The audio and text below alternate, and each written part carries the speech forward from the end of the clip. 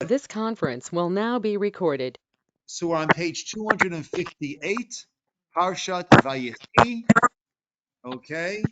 And even without the pastries, we have a nice amount of people who are here in person. Imagine with the pastries what's going to happen. It's going to go exponential. We're going to have to get a new campus, okay? Stadium seating. Okay. Parshat Vayechi, we conclude the book of Breishit. Vayechi, and he lived. And I've mentioned before, interesting idea, that the two parshiot that we have with the word chai, life, in its title are Chaye Sarah and Vayechi.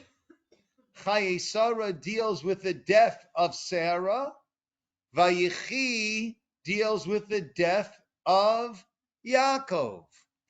Now, we are a religion of life, not a religion of death. So why is it that the two parshiot that have in its title Chai, life, why do those two parshiot both deal with death? And we've mentioned, yes, Cheryl. I'm thinking that because it isn't the end of life. Exactly. We are a religion of life. And as I've mentioned before, the Hebrew word for life, chayim, is chai in the plural because our understanding of life is this duality. So yes, chaye Sarah, vayechi both deal with the passing from this world to the next world. And we actually refer to death as gesher hachayim. Gesher hachayim means the bridge of life. And therefore, yes, Chaye Sarah deals with the life of Sarah as she transitions from this world to the next world. And Ateret is there. Woo-hoo! With a nice wave from Ateret. There we go. Okay, okay, okay. Wow, wow, wow. Beautiful. Wonderful to see you, Ateret. So, Chaye Sarah and Vayechi deal with life. But life is not limited to our earthly existence. That is one stage, one phase, and then we go on to the next eternal phase.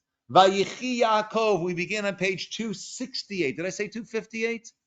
I did say that. I stand corrected. Page 268, but we will double back to 258 for something later on. Okay, 268. Vayechi Yaakov ve'eretz Mitzrayim. Yaakov lived in the land of Egypt. Shvat Esrei Shana, 17 years from the time that he came and was reunited with Yosef. It was 17 years. So how many years did Jacob spend with Yosef altogether? How old was Yosef when he was sold into slavery? 17. And now he lived in the land of Egypt another 17 years. 17 plus 17, 34. Interesting. Take a look at the word Vayechi, the very first word of this parsha. Vav, Yud, Chet, Yud. Gematria is numerical values of the letters. Vav, 6, Yud, 10, Chet, 8, Yud, 10. We got 10 and 10, 20. 8, 28. 6 equals 34. The gematria of Vayechi is 34. Vayechi Yaakov. Yaakov lived for those 34 years. Why wasn't he fully alive for the other years? Well, he understood that, and the reason why he said, I will go down to the grave mourning for Yosef, he would never get over it because he understood that his tachlit, his purpose, his mission was to bring to this world the 12 tribes, the Yud Bet Shvatim, the 12 tribes. And with the death of Yosef, or the absence of Yosef, and his understanding that it was the death of Yosef, He had failed in his mission. And life is not just simply the heart beating. Life is one's life, one's eternity, one's mission. And therefore he was not fully alive, so to speak. When was he Vayechi? He was Vayechi for these 34 years. The years that Yosef was alive and that he was fulfilling his mission of Klal Yisrael, of creating this nation of Israel. Okay, altogether he lived 147 years. I'll just mention again, we mentioned that Sudash Lishit is Pei Shabbos, 147 years. How long did his father live for? 180. 33 years less than his father. Typically, we have the assumption a person will live to the age of their father. Yaakov was missing 33 years.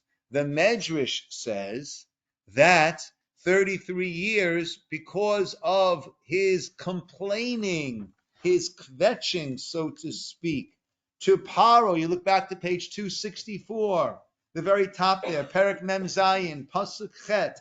Paro said to Yaakov, Kama Yemei Shnei Chayecha.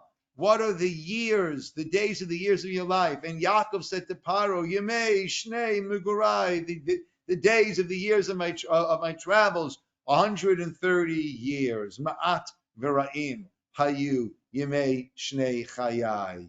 Few and bad were the days of the years of my life. Below he sigot Yemei Shnei Chayai Avotai Yemei Mugureihem. And they have not reached the years of my fathers with all of their traveling.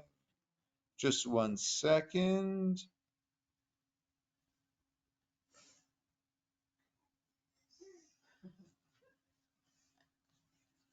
Was he just being too honest? Well, the problem was the way that he was representing. He was very Jewish. So the pasuk, the Medrash. I thought I had it over here. I don't. Oh, maybe I do have it over here. The Medrash actually points out.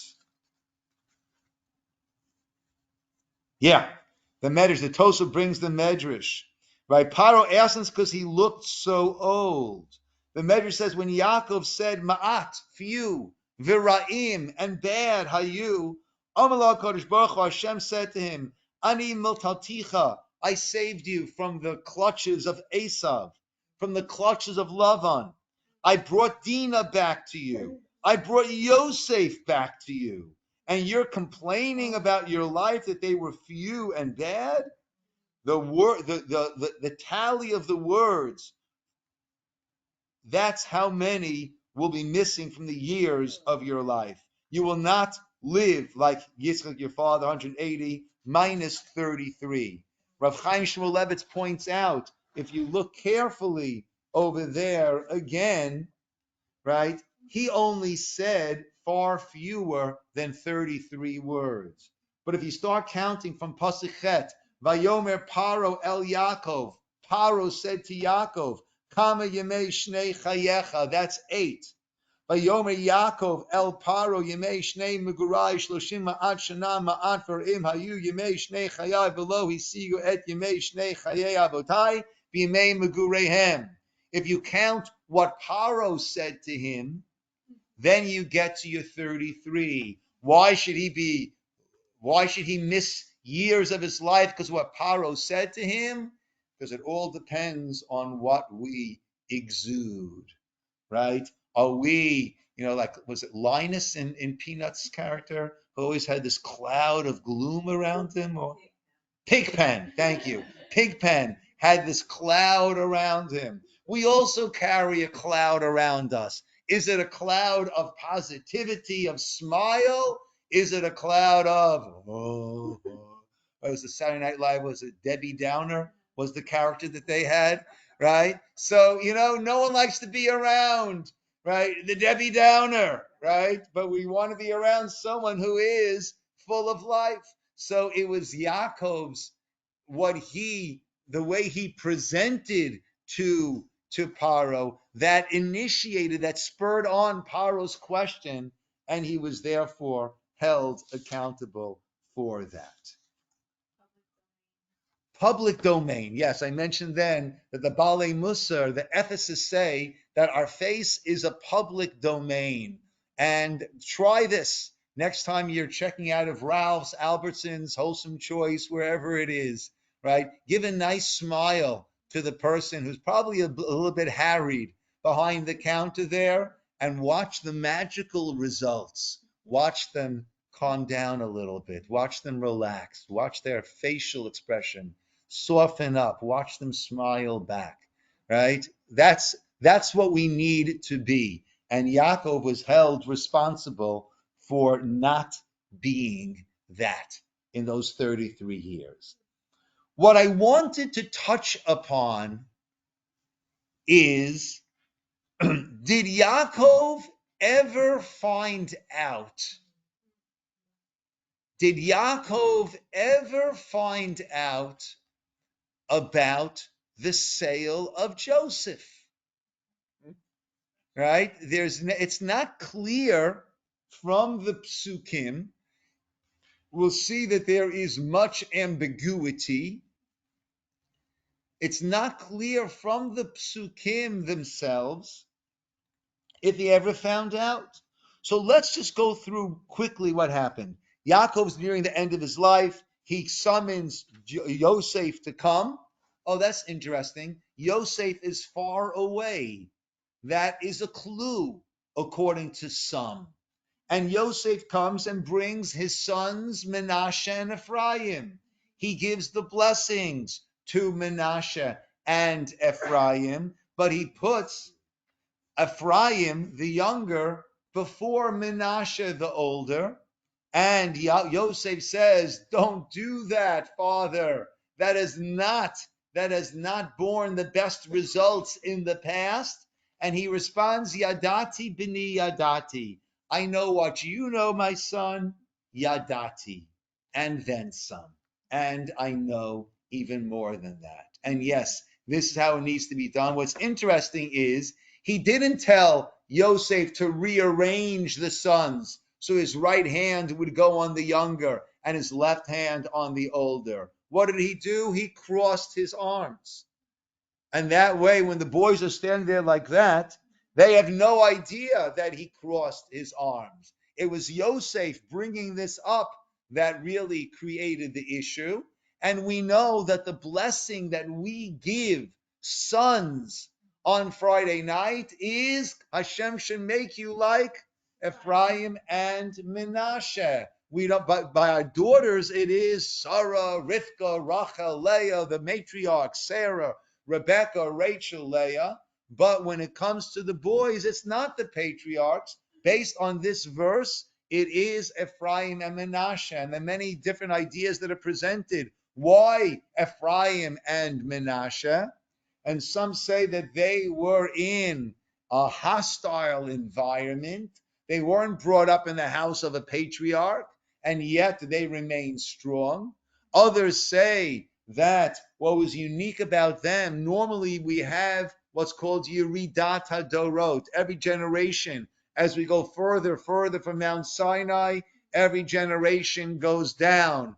Famous story, Rabbi Yaakov Kamenetsky Zatzal was on a flight, and his grandson was doting to his every need, and an older Israeli who was sitting next to him, I think it was a Knesset member or had been a Knesset member, said to him, Rabbi, how do you do it? How is it that your grandson, right? Forget about your son, your grandson is showing you such deference, such respect, right? By me, I'm the old man. That's how my grandkids look. My grandkids look at me. Rav Yaakov, who had a very, very warm smile and warm personality, said, it all depends what we teach our children, right? If we teach our children that we descend from apes, so then a child looks at a grandfather as being 2 generations closer to hanging from a tree. If we teach our children that we come from Adam and Chava and from Avraham, Yitzchak, and Yaakov and from Moshe and from Mount Sinai, they look at a grandparent as 2 generations closer to Mount Sinai. So there's always this Yeridat Hadorot, the lessening of the generations. Menashe and Ephraim were unique in that they became tribes. They attained the status of tribes. Yaakov says to Yosef, Menashe ve'Ephraim kireuven v'Shimon yioli. They will have the same status as tribes. And therefore there was no Yeridat Hadorot. There was no decline of the generation. That's the blessing. That's why we bless our kids in such a manner. And the most popular explanation that I've heard is that brothers haven't always gotten along all that well in the Torah, right? We had Abraham, okay. Abraham was okay with his brothers. Haran died, right? And he actually married the daughter, okay. But when you go next generation, Yitzchak, Yishmael, Yaakov, Esav, Yosef, and the brothers. So you might think, and now Menashe and Ephraim is ripe for such a similar problem because the younger one was pushed ahead of the older one, but we don't find any animosity. We don't find any competition. They got along beautifully. So we bless our children. They should be like Menashe and Ephraim, right? A parent wants their children to get along. Today is a fast day, the 10th day of Tevet. It's the date that Nebuchadnezzar and his armies began their siege on Yerushalayim, on Jerusalem, which eventually led to the destruction, the burning of the temple. And now we are still in the burnt temple stage of history. It was rebuilt 70 years later, lasted 420 years, and then again destroyed, this time not by the Babylonians, but the second time by the Romans. And the reason we are still in exile today, the sages tell us, is because of Sinat Chinam, because the children are not getting along as we should be getting along, respecting and validating and non-judgmentalism of one another. So that bracha is very, very pertinent to today and to our world, that we bless that our children should get along with one another in a respectful manner. Yes, Cheryl. Um, I'm not sure if I remembered this correctly, but wasn't one a student and the other one a business person? And I think you might be thinking of Yisachar and Zvulun. okay. They were the two tribes that one was the merchant marine and the other one was the scholar. Okay. After this, the children come before Yaakov and he gives them blessings. Okay. Now, from the blessings that he gives, we might be able to discern, did Yaakov know about the sale of Yosef or not? And we're going to go into that shortly. After the brachot, he then requests that he be brought to the land of Israel to be buried there. And he is buried there in Ma'arat HaMachpelah, in the tomb of the patriarchs, which is in Kiryat Arba, in Hebron today. We hear about the death of Yaakov and the burial that took place there. We have the brothers getting nervous at the end. Okay? Let's jump there, and then we're going to double back to the bracha. Let's jump to page 286, Perek Nun, Pasuk Tetvav, chapter 50, verse 15. Vayiru Ache Yosef ki met avihem. The brothers of Joseph saw that their father had died. Now, they just buried him and came back from burying him, right? So what does it mean they saw that their father had died? What it means is they saw there was a difference in the way Yosef was treating them now that their father had died. Vayom, when they said, Lu yistamenu Yosef, wow, Yosef might now start to despise us. And he might now give back to us all the bad that we caused to him. Vayetzavu, they commanded El Yosef Lamar. They sent someone to go to Yosef, saying, either Bilhah went or the sons of Bilhah went according to Medrash, with the following message: Avicha tziva lifnei moto. Our father commanded prior to his death, Lamor, saying, Ko tomru li Yosef. This is what you should say to Joseph. 288. Anna, please, Sana, please carry Pesha Achecha, the sin of your brothers, V'chatatam, and their sin. Ki ra'ah gemalucha, because they've caused you bad. And now, Sana lepesha, carry the sin of de Elokei Avicha, of the servants of the God of your father. From this, it would seem that perhaps we could say he knew, right? Did he actually do this? Did Yaakov actually tell them? Rashi says no. Rashi says, Shinu b'davar mipnei hashalom. They made this up. They deviated from the truth. Why? For the sake of shalom. One of the things for which we're allowed to not be so truthful is shalom. Who do we learn it out from? Hashem himself. Where do we learn it out, Gabriella? Sarah, from what happened over there? Sarah laughs and at the fact that she's given this message from the angels that she would have a child in her old age, and so she says, but Abraham, he's old. And so when Hashem repeats it to Abraham, Hashem doesn't repeat that she said that about him. He just says that Sarah thinks her. That she said she's old. She actually said both. Excellent, Gabrielle. Okay. She said, Acharei Beloti, after I've gotten old, I'm not going to have this rejuvenation. Va'adoni zakein, and my husband is old. And when Hashem related to Avram, why did she laugh and say, didn't mention, she said that you are old. So we see that for Shalom, we're allowed to deviate. And if the Shalom Bayit between Avram and Sarah, which I imagine was pretty solid, rock solid, and, right, if when I am 100 years old, if Natalie would say my husband's on the older side, I'm not going to get all that insulted, right? Nevertheless, even for that, we see how important. So we changed. So Rashi learns he deviated for the shalom. Hilot Siva Yaakov came.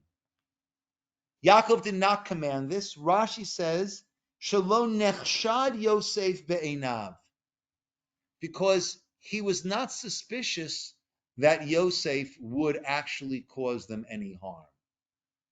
So we see from Rashi, we'll see another elsewhere from Rashi. Rashi seems to understand that Yaakov knew what happened. Yaakov knew what happened, but he didn't command them to tell Yosef, take it easy on the brothers, because he was not suspicious that Yosef would take it on the brothers. Now, what did the brothers see? The commentators explain, until then, Yosef was seated at a higher position when they were all seated with their father and the brothers. Why? Because his father said, Yosef, you sit here. So his father put him at a higher position than his older brothers, Reuven, Shimon, Levi, and Yehuda. Ahead of Yehuda is going to be the king. Ahead of Levi, from whom kahuna comes out. Ahead of Reuven, who's the oldest. So then I'll sit in that position that father put me in.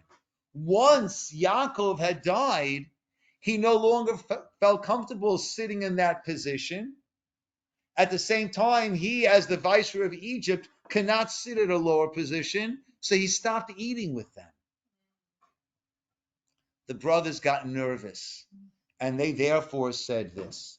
So Rashi understands that Yaakov did not say this, right? But why didn't he say this? Because he was not. Sorry.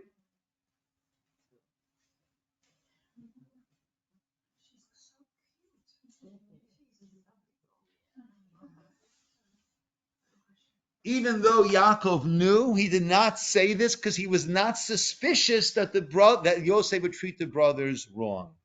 There's a Ramban, interesting Ramban. This is back before in Vayigash, last week's Parsha. They came to Yaakov and they told him Yosef's alive. He's the ruler over all of Egypt. He didn't believe them. Vayidavru elav, it called divrei Yosef. Then they told him all the words of Yosef, and he saw the wagons, and his spirit came alive. Ramban says as follows: Yirli al derech hapshat.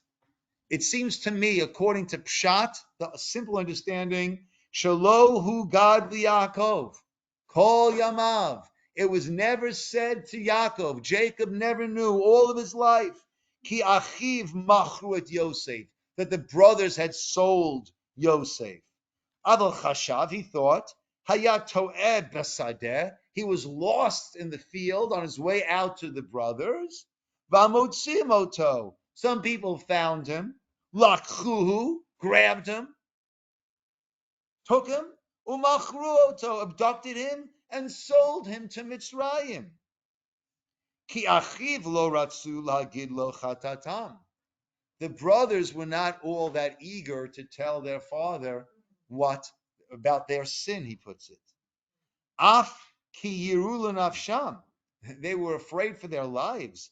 Pen yiktsof, that Yaakov would get angry, vayikalalam, and curse them. Kasher asa beruven Shimon v'Levi, as we'll see that he gave very harsh blessings to Ruvain, Shimon, and Levi. We'll soon see that. V'Yosef. So the brothers didn't want to talk about it. V'Yosef v'Musaro hatov lo ratzah lahagid. Yosef, based on his good musar, also did not want to tell father. Ulakach Nemar, and that's why it said Vayitzavu el Yosef lemor. What we just quoted, they sent to Joseph saying, "Your father commanded for his death." Ve'ilu yada Yaakov b'nin hazeh hayaroy lahem sheyichlu pnei avim. If their father knew, then it wouldn't make sense for them not to wait till their father died and then send this message, but they should have pleaded with him before his death. You speak to Yosef. Father, your days are waning over here. Please speak to Yosef and ask him not to be harsh on us. Because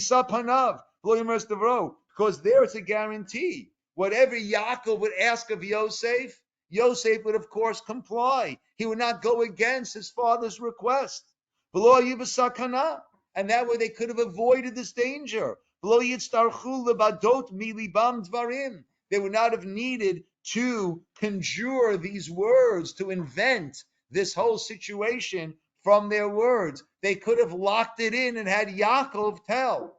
But Ramban says Yaakov never knew. And therefore, they didn't want to ask Yaakov to do it. They didn't want to tell Yaakov. And Yosef also, Ramban says, did not want to tell his father what happened, which we mentioned once before, but it's fascinating. The brothers, how did they justify the sale of Yosef? Because they said he's a rodef. A rodef is someone who's trying to get us killed, trying to get father to curse us. In the past, he has tattled on us to father, misconstruing facts. And now he's coming to find more things, more ammunition to have to give to father against us. So they thought he's trying to get us to be cursed. In the end, what happens? Yosef goes to such degrees to make sure that they will not be cursed. So did they have it wrong? Perhaps. Or perhaps they had it right. But Yosef has developed. Yosef has matured. Right? We're all meant to gain from the experiences that we go through and become better people as a result. So maybe Yosef had matured. They also had a pact within each other to never tell. Okay, yes. There also was such a pact, right? And Yitzhak was aware of it. Which Yitzchak also, Rashi brings, yes, was aware of that. Yes, So I Gabriella. have a question about the prophecy, or like the blessing that Yaakov was bestowing on each of his sons. So there's a pasuk that says they embittered him and became. We're going to come back to that in a minute. Okay? We're going to come to the brachot in a minute because the brachot are somewhat ambiguous. So we're going to see how we can go with that, and we'll see how the commentators go differently with that. One other approach I wanted to bring is it says it was told to Yosef towards the beginning, your father is not well. It was told to Yosef, right? Now, the Tosfot again brings Shamati. I heard Mipi Harav Rabbeinu Shmuel Zal Hatam. The reason Lefi Shahaya Yisroel, because Yareh Yosef was afraid. Sheyishael Lo Ha'inyan, that father would ask him, Hey Achura LeMitzrayim. So tell me, tell me the story. How did it happen? How did you get down to Egypt? In which case, Yosef would have to tell him, "V'yagid lo shemachru achiv." Yosef would have to tell them, "Well, your sons, my brothers, they sold me down." Vayitkalulem Yaakov. Yaakov would curse them. V'nimsa machrivet olam kulo, and that would destroy the entire world. Rachel, who was cursed unknowingly. When was Rachel cursed unknowingly? Good. When she hid the trafim, and Yaakov said to Lavan, whoever has it should not live. And as a result of that, he had no way of knowing. He didn't dream that Rachel had taken it. So that led to an early death of Rachel. Nitkaima umetu derech afrat. Haim ha'imikalolem midat. If he'll deliberately curse them, who knows what would happen? So the Tosfot also says Yaakov never knew, and that's why Yosef stayed far away, in order that there would not be these ample opportunities to find out what had happened. Let's go now to the brachot. But also, yes, he repeated what he had said in the first place. Please don't think that I blame you. It wasn't your fault. It was all arranged by correct, God. correct. So that's the second time he said the same thing. Correct. So Yosef, correct. When they came to him and saying, Father, Yosef broke down crying and said, am I in the place of God?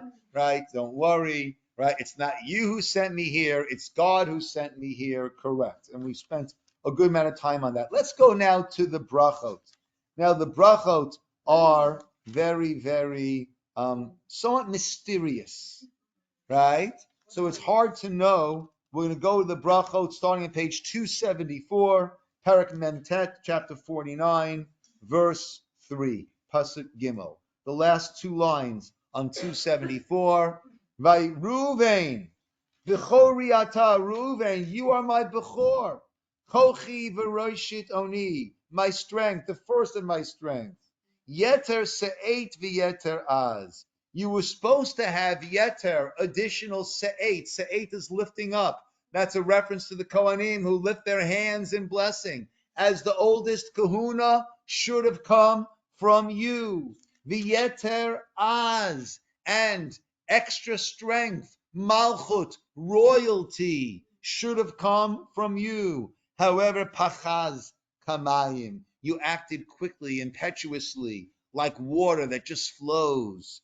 Al totar.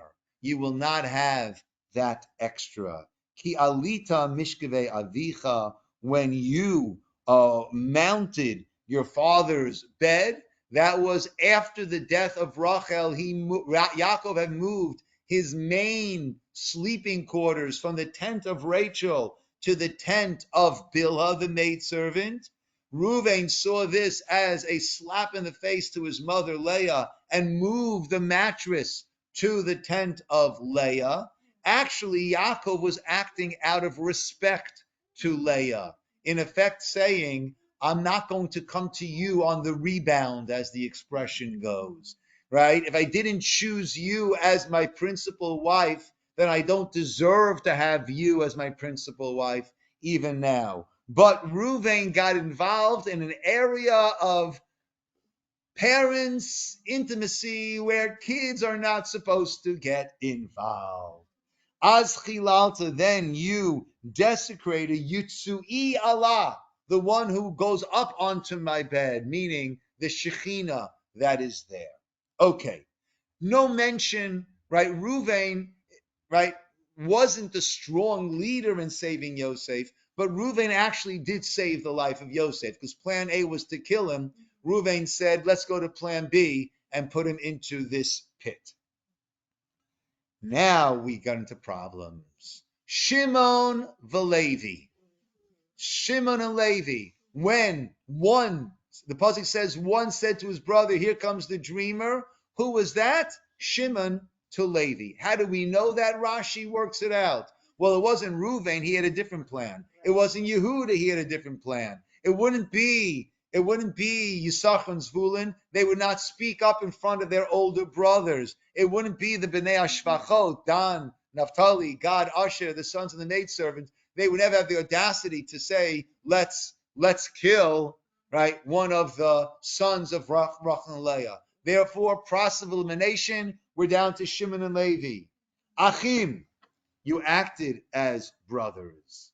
Klei Hamas, Meche Rotehem. Stolen weaponry is their craft, is what they have. Bisodam al tavon nafshi, bikalam al techad kvodi. Okay, that's referring to Korach, right? I should not be included with them. Ki ba'apam, in their anger, hargu ish. They killed a man. That's talking about stone, right? That's talking about Shechem, excuse me, right? That's talking about Shechem. Ubirtsonam ikru shor. And they, their will was to uproot the ox. Okay, if you look up ahead a little bit, the way Rashi learns, right? The ox is a reference, the shore is a reference to Yosef. Take a look at page 280. Ben parat Yosef, ben parat aleyam, benot sada alei shur. Right, shur. Ox is a term that's a shore war, but the word shore is used in reference to Yosef. So you wanted to uproot, you wanted to destroy Yosef. That's how Rashi learns it. Do you think that? So Rashi seems to be learning that Yaakov knew exactly what happened. And that's why Rashi says later on, why didn't he actually tell Yosef, take it easy on the brothers? Because he was not choshed. He did not suspect that Yosef would do anything untoward towards the brothers. One more passage, then we'll come. Now, Ramban disagrees. Ramban says they wiped out the city of Shechem and they also took all of the spoils, all of the oxen. So according to Ramban, that Yaakov did not know. So all of this is talking about what they did in Shechem. No reference to Yosef, because according to Ramban, his understanding of, as he said, the Fi Pshat, is that Yaakov did not know. This next pasuk is so powerful, such a lesson in parenting, or in teaching, or in dealing with others. Arur apam. Cursed is their anger. Ki'az, because it was so intense, so strong. The Evratam, and their wrath, their rage. Ki kashata, because it was so hard. Achal kein b'Yaakov, afitzein b'Yisroel. I will split them up amongst Yaakov, spread them out in Yisrael. Right? The tribe of Levi did not receive its own portion. Levi is spread out, the spiritual leaders, tribe of Levi spread out amongst Israel. And Rashi says Shimon became the teachers, who also were the itinerant travelers around, teaching in different places. They were spread out. But he does not curse them. He curses their behavior. A child is not bad. They might have done something that was a bad thing to do, right? We don't, right? It's called ad hominem. We don't point at the person, right? We could look at the behavior, all that goes on in the world today, right? When it comes to the anti-Israel, the demonization of Israel, right? And we always say, look, there are certain things done by the government of Israel that you can disagree with, right? But it's when it is the curse on they as opposed to their acts, that is when things get unwired. With children, right? That becomes a very sad, self-fulfilling prophecy. He said, "You are rotten," so the kid becomes rotten, right? I'm rotten, then I'll act in a rotten way. If it's not befitting me, right? So then, pasnisht is the Yiddish term. It's not proper. It's not fitting for you. That means I'm above that. Then I need to make sure if I'm above that, that I don't lower myself with actions that are beneath me, and I maintain my position of I'm above that. Yes, Cheryl, and then Gabriella. I think that the act of burying Yosef in Shechem shows that they deserve that bracha from Yaakov. Meaning what? Because why would they bury? They deserve the bracha, or they deserve a real bracha? No, they deserve the admonishment. Admonishment. And even I just read in, I think, Hamodia, one of those, that there was just a terror attack right by Yosef's grave in Israel. Yeah. In Shechem. Yeah. It happens. It happens often. Yeah. So Cheryl is pointing out, interesting, that Yosef in the end was returned there to Shechem, right, and was buried there in Shechem. Gabrielle, you want to say something, or are you good? I just have a question about the Hebrew that you were explaining. I know I have to find it. About Yosef. Okay, the Alei Shore. Yeah. Is that the part? Yeah. Okay, They yeah, ascended, right? What does that translate? So let's get there. Let's get there. Okay. The next one is the next bracha, which is a little bit ambiguous, is Yehuda, because Yehuda certainly played a role in that. Yehuda was the one with Plan C. Let's sell him. Yehuda, I tell you, your hand will be on the back neck of your enemies. They'll bow down to you. Gur arei Yehuda, right? You are a gur, right? That's sort of King David, who started as a little cub, became a lion. Miteref bini alita. So there are two ways of understanding this. Rashi gives one of the ways. Rashi gives two ways. One of them is miteref. Right? Remember, he said he showed the coat to Yaakov, the bloody coat. And Yaakov said, Taraf Tarof Bini, my son's been torn up. Miteref Bini Alita. Right? From my son being torn up, you raise yourself up. You said, why should we kill him? Or why should we leave him right? Let's sell him. So, implying that he knew about what happened. Again, that's how Rashi learns. Right? However, the Teref B'ni can also be understood, right? In that, right, my son, right, who would have been taken, Binyamin, you, Vayigash, you stepped forward in order to save him. Again, Rashi, though, learns that it is going back to Yosef. Rashi, Lishitato, Rashi, according to his approach, that the brothers, that Yaakov did know about it.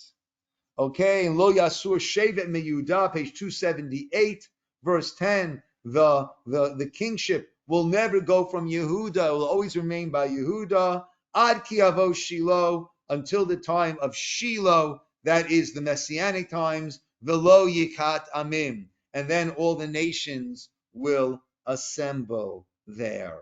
Once again, it could be understood in two different ways, somewhat ambiguous. Rashi goes with Yaakov being aware. Let's go to page 280, Perek Mentet 49, Pasuk Chav Bet. Let's go now to Ben Porat Yosef. Ben Porat Ale Ayin. A charming son is Yosef. A charming son to the eye. Benot Sa'ada Ale Shur. The girls would climb up Ale Shur to the heights, the walls, in order to see you, in order to see this beauty of Yosef.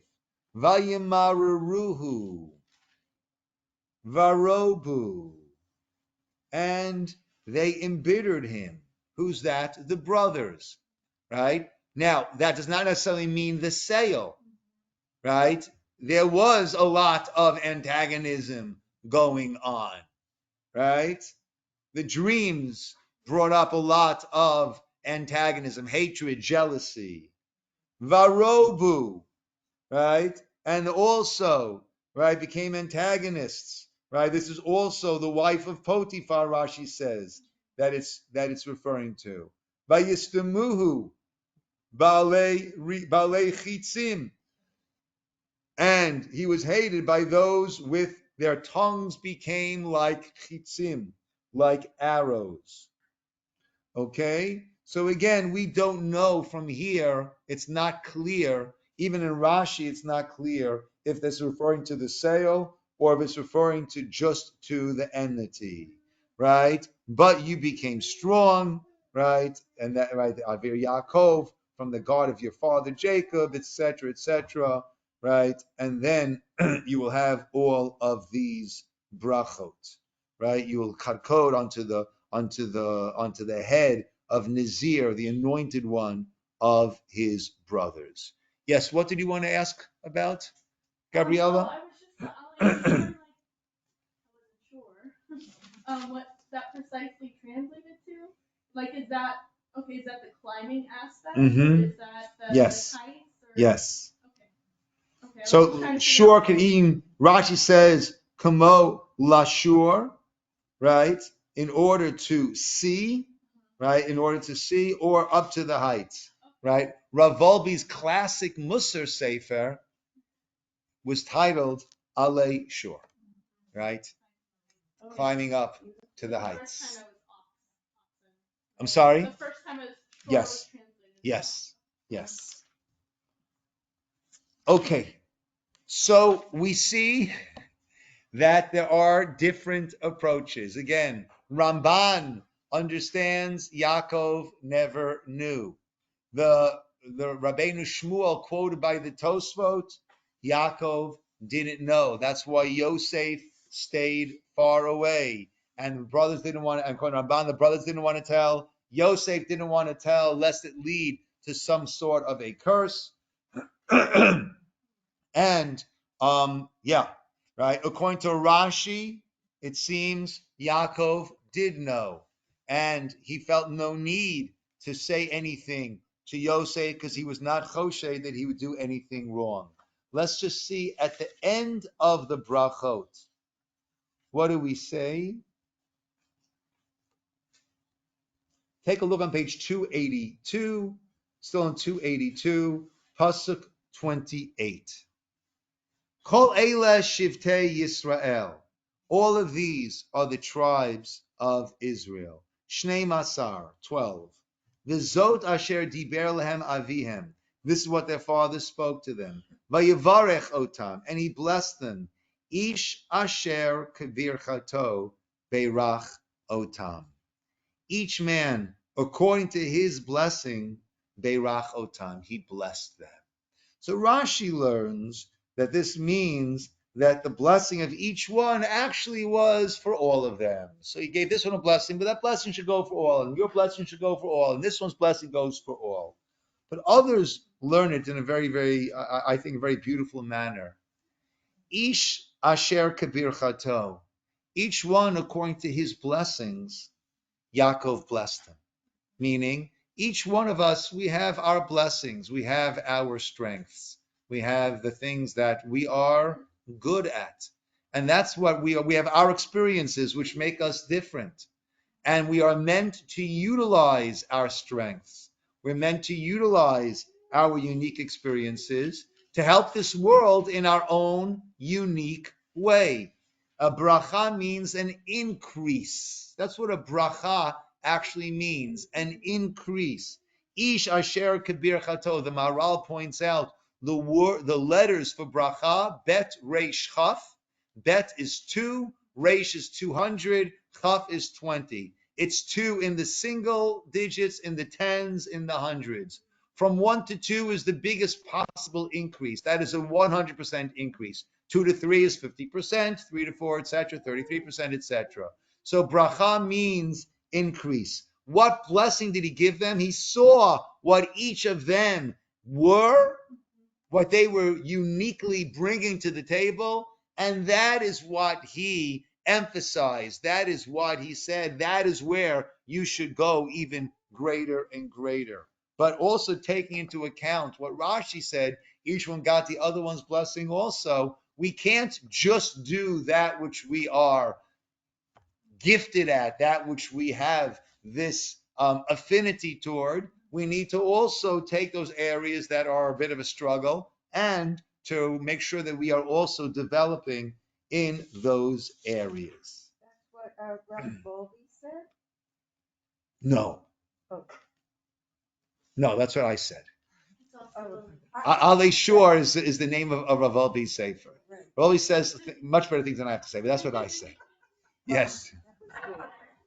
Rabbi, this is off the subject, but when you talk about Shem and the episode of what happened, how can we interpret that? Was it, I think in the Torah, things were meant to be, and you were maybe, the brothers were an instrument of something that had to be, with Dinah being captured and one thing and another. So, in a way, the brothers who initiated it were cursed for their anger. But were they cursed for the anger, or do you think they were cursed because that whole episode went down the way it went down? Okay, so the way Dinah was taken captive, Right. Yaakov was in on the plan of the they all get circumcised. Yeah. And then the brothers went in, Shmuel went in, wiped out the city, and Yaakov is upset with them. So, But wasn't Yaakov part of the plan? So Ramban there explains that the plan that Yaakov was in on was let them all be circumcised. They'll be weak. They'll be in a debilitated state. And then we can go in there and rescue Dinah.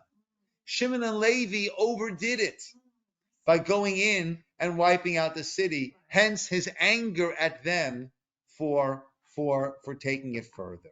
Okay? The Parsha ends, and this is important. Vayamat Yosef. Yosef died.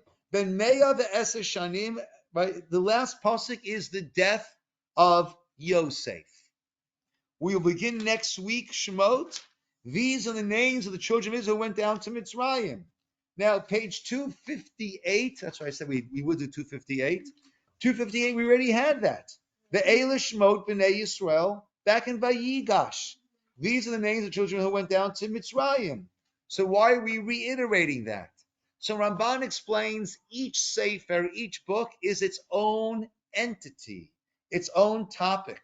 Breishit that we now completed is the book of the creation, the physical creation of the world, and the book of the Avot, the patriarchs laying down their moral foundations of the world.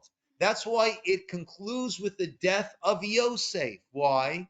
Because Yosef was part patriarch, part Shevet, meaning he fathered tribes. Menashe and Ephraim have the status of tribes, so he fathered tribes, which makes him patriarch, but he was also born to Yaakov, which makes him tribe. See, he is the link and a partial patriarch. Therefore, this book of creation and of the patriarchs and matriarchs ends with the death of Yosef. Now, the next book is the book of exile and redemption. That's the book of Shemot, the book of Exodus, this is called in English. And therefore, we need to start with the very start of the Exodus. So even though we already went down to Egypt back in Vayigash, we're going to start again. If this is the book of exile and redemption, we need to start with exile and end with redemption. We'll see more on that next week, everybody. Okay, Yeshikoach, everybody. Next week is not a fast day, so we'll have the pastries back along with our Parsha. Okay? Ateret, wonderful having you here with us. Okay, good seeing you, Elizabeth, Linda, Rosa, and Kathy. Everybody here in person can say hello over there. Good, good, good. Thank you. Elise gave a nice little wave over there. Thank you, Elise.